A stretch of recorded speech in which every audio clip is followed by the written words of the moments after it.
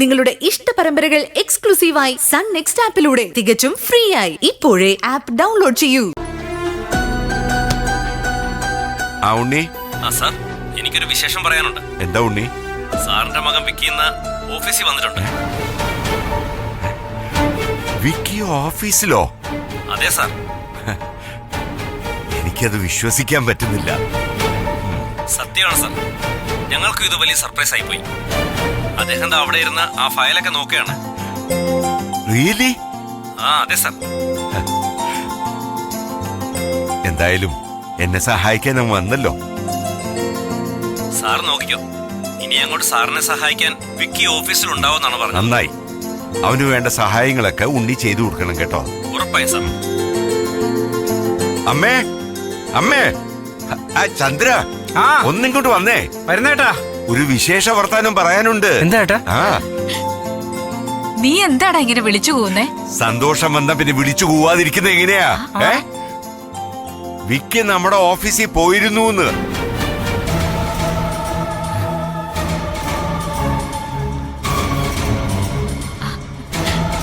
അവൻ അവിടുത്തെ എല്ലാ കാര്യങ്ങളും ഏറ്റെടുത്തെന്ന മാനേജർ ഉണ്ണികൃഷ്ണൻ വിളിച്ചു പറഞ്ഞത്.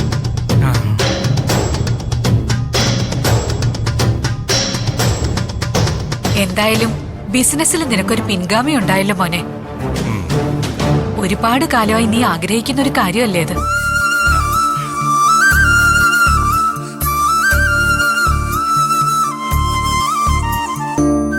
അവൻ അങ്ങനെ ഒരു താല്പര്യം കാണിക്കുന്നുണ്ടെങ്കിൽ അത് വളരെ നല്ല സൂചനയായിട്ട് എനിക്ക് തോന്നുന്നു.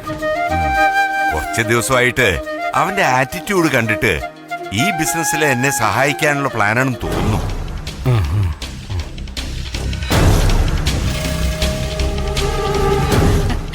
എന്നാലും വിക്കിക്ക് വന്നൊരു മാറ്റമേ.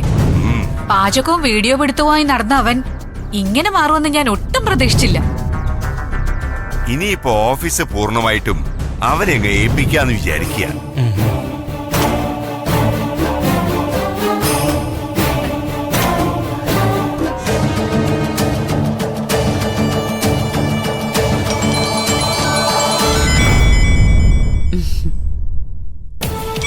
അഞ്ജലിയാണല്ലോ.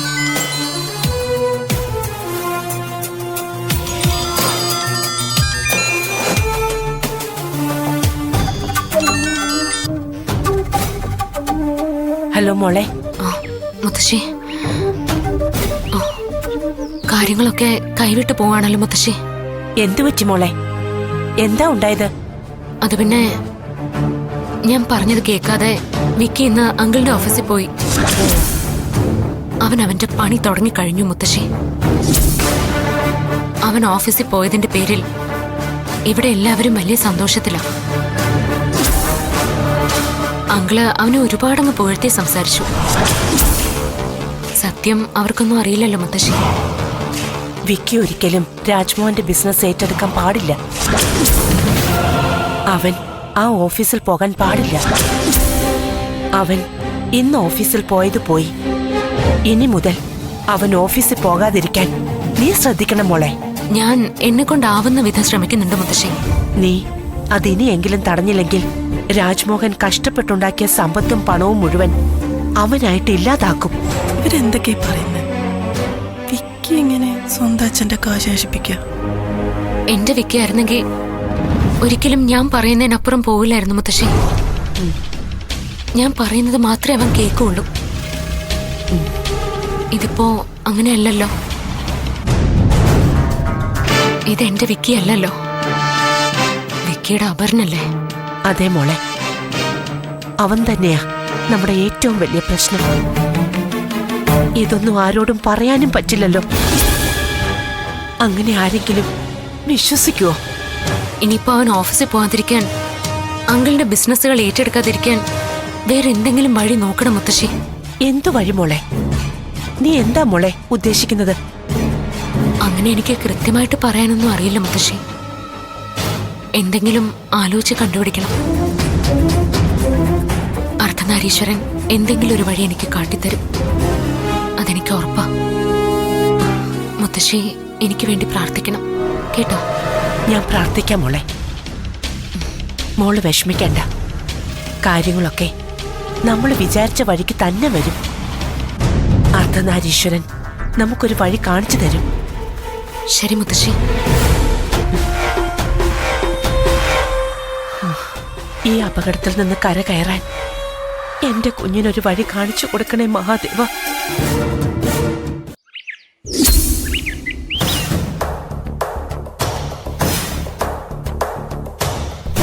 അതെ, ഞാനൊരു കാര്യം പറഞ്ഞ നിങ്ങൾ എടുത്തു ചാടിയൊന്നും ചെയ്യരുത്. നീ ആദ്യം കാര്യം പറ, എന്നിട്ട് തീരുമാനിക്കാം എടുത്ത് ചാടണോ വേണ്ടേന്ന്. അഞ്ജലി അമ്മയെ വിളിച്ചിരുന്നു. ആ, അവർ തമ്മിൽ സംസാരിക്കുന്നത് ഞാൻ കേട്ടു.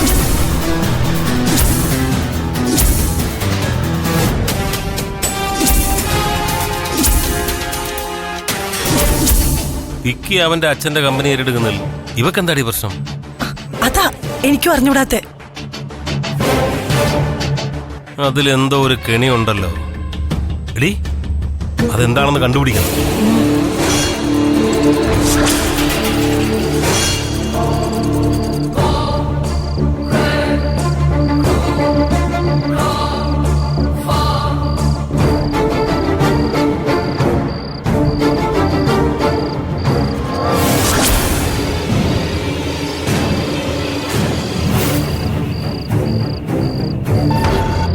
വിക്കി ഇന്ന് അങ്കിളിന്റെ ഓഫീസിൽ പോയിരുന്നോ? പോയിരുന്നു. ഞാൻ വിക്കിയോട് പറഞ്ഞതല്ലേ അങ്കിളുടെ ഓഫീസിൽ പോരുതെന്നും ബിസിനസ് കാര്യങ്ങളിൽ വിക്കി ഇടപെടരുതെന്നും. അപ്പോ എന്റെ വാക്കിന് ഒരു വിലയില്ലെന്നാണോ? പറ വിക്കി. ഞാൻ അത്രയും പറഞ്ഞിട്ടും അതൊന്നും കേൾക്കാതെ വിക്കി എന്തിനാ അങ്കിളുടെ ഓഫീസിൽ പോയത്? ഞാൻ ഒരുപാട് ആലോചിച്ചു അഞ്ജലി. നീ പറഞ്ഞതും അച്ഛന്റെ ഭാഗവും എല്ലാം ഞാൻ ആലോചിച്ചു. ഒടുവിൽ ഞാൻ എന്റേതായിട്ടുള്ളൊരു തീരുമാനത്തിലെത്തി. ഇപ്പോഴത്തെ ഒരു പ്രത്യേക സാഹചര്യത്തിൽ അച്ഛനെ സഹായിക്കേണ്ടത് എന്റെ ഉത്തരവാദിത്വമാണെന്ന് എനിക്ക് തോന്നി.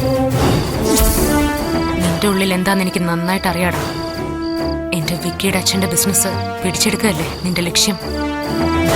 ഒരു മകനെന്ന രീതിയിൽ അച്ഛനോടുള്ള കടമ ചെയ്യാൻ എനിക്ക് കിട്ടുന്ന ആദ്യത്തെ അവസരമായിരുന്നു ഇത്. അത് ഞാനായിട്ട് പാഴാക്കണ്ടെന്ന് കരുതി. അതുകൊണ്ടാണ് ഞാൻ ഇന്ന് അച്ഛന്റെ ഓഫീസിൽ പോയത്. അച്ഛനെ സഹായിക്കുക എന്നത് ഒരു മകന്റെ കടമയാ. പക്ഷേ വിക്കി ഇപ്പൊ ചെയ്യുന്നത് അങ്കിളിന് സഹായത്തെക്കാൾ ഏറെ ദോഷമല്ലേ ചെയ്യൂ? അങ്കിളിന്റെ ബിസിനസിനെ കുറിച്ച് വിക്കിക്ക് എന്തെങ്കിലും ധാരണയുണ്ടോ? അറിയാത്ത പണി ചെയ്യാൻ പോരുതെന്ന് ഞാൻ വിക്കിയോട് 1000 വട്ടം പറഞ്ഞതാ. അഞ്ജലി, എല്ലാവരും എല്ലാം പഠിച്ചിട്ടാണ് ഒരു കാര്യത്തിന് ഇറങ്ങുന്നത്. പതുക്കെ പതുക്കെ എല്ലാം അങ്ങ് പഠിച്ചെടുക്കാം. അങ്ങനെ വിക്കി പഠിച്ചെടുത്ത് വരുമ്പോഴേക്കും അങ്കിളിന്റെ ബിസിനസ് തകർന്ന് തരിപ്പണായിട്ടുണ്ടാവും. ഞാൻ വീണ്ടും പറയുക, വിക്കിയെ കാണിക്കുന്നത് വലിയ അബദ്ധമാണ്. ഒടുവിലെല്ലാം തകർന്ന് തരിപ്പണാവുമ്പോ ഇപ്പൊ പറയുന്ന ഈ ആളുകളൊന്നും കാണില്ല. എല്ലാ കുറ്റവും വിക്കിയുടെ തലയിലിരിക്കുകയും ചെയ്യും. അത് വേണോന്ന് ഇപ്പോഴേ ഒന്ന് ചിന്തിക്കും.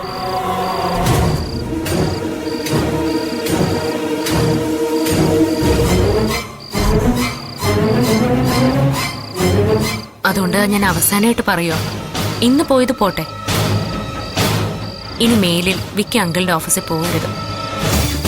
അങ്കിളുടെ ബിസിനസ് ഏറ്റെടുത്ത് നടത്താമെന്ന് വിക്കിക്ക് എന്തെങ്കിലും താല്പര്യം ഉണ്ടെങ്കിൽ അതങ്ങ് മറന്നു കളയുന്നേ നല്ലത്.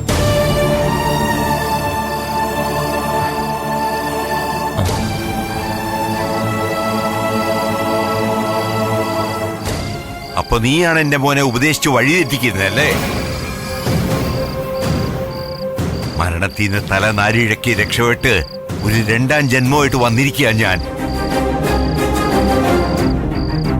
എന്നെ സഹായിക്കാൻ എന്റെ മകൻ ഇറങ്ങി പുറപ്പെട്ടപ്പോ അവനെ തടയുന്നു നീ. നിന്റെ ഉദ്ദേശം എന്താന്ന് എനിക്ക് മനസ്സിലായി. വിക്കിയെ വെച്ച് നിനക്ക് എന്നോട് വിലപേശണോ അല്ലേ? നിന്നെ ഞാൻ മരുവാളായിട്ട് അംഗീകരിക്കാത്തതുകൊണ്ടാവും എനിക്കും വിക്കിക്ക് ഇടയിൽ നീ ഇത്ര പ്രശ്നങ്ങൾ ഉണ്ടാക്കുന്നത്. മനസാക്ഷി എന്നുള്ളതുണ്ടെങ്കിൽ നീ എന്നോട് ഇത് കാണിക്കൂ. രോഗിയായ ഇത്രയും പ്രായമുള്ള എന്നെ സഹായിക്കാൻ എന്റെ മകൻ ഇറങ്ങി പുറപ്പെട്ടപ്പോ ഒരു ദയയില്ലാതെ അതിനെ തടയാൻ എങ്ങനെ തോന്നി നിനക്ക്?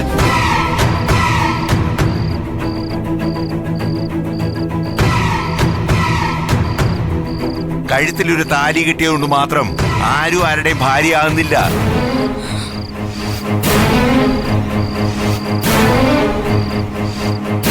ഭർത്താവിനോടുള്ള കരുതലും സ്നേഹവുമാണ് ഒരു ഭാര്യയ്ക്ക് വേണ്ട ഏറ്റവും വലിയ യോഗ്യത.